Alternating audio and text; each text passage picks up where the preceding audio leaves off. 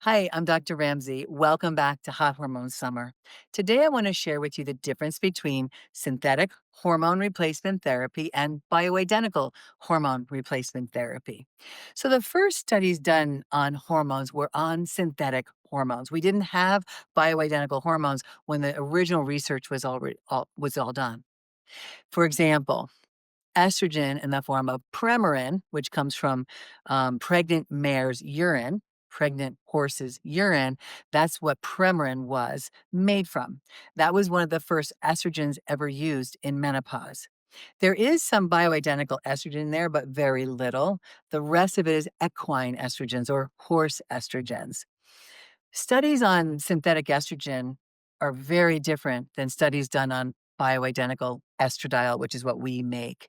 In fact, synthetic estrogen studies show risk in most areas. However, Premarin did show a significant risk reduction in breast cancer in women who took Premarin versus no hormone, no estrogen.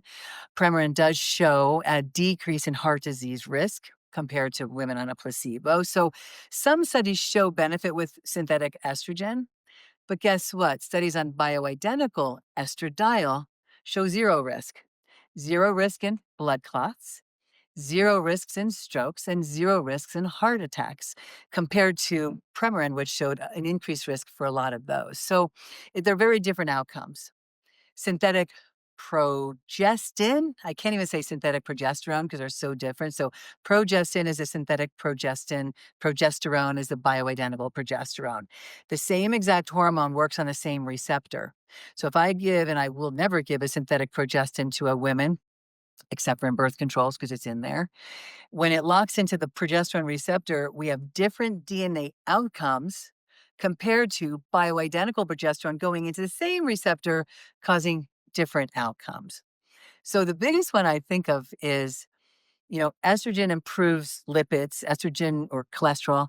Estrogen reduces heart disease. When you add a synthetic progestin to that, all those benefits are gone. It wipes them out. You add a bioidentical progesterone to that, it enhances the benefits of that estrogen, whether it's synthetic or bioidentical. Women do not feel well on synthetic progestins, but on bioidentical progesterone, they sleep well, they feel calmer, and we are reducing breast cancer risks. With every progestin on the market, breast cancer risks go up significantly. So there's a big difference between synthetic and bioidentical hormones in the research and in the clinical outcomes.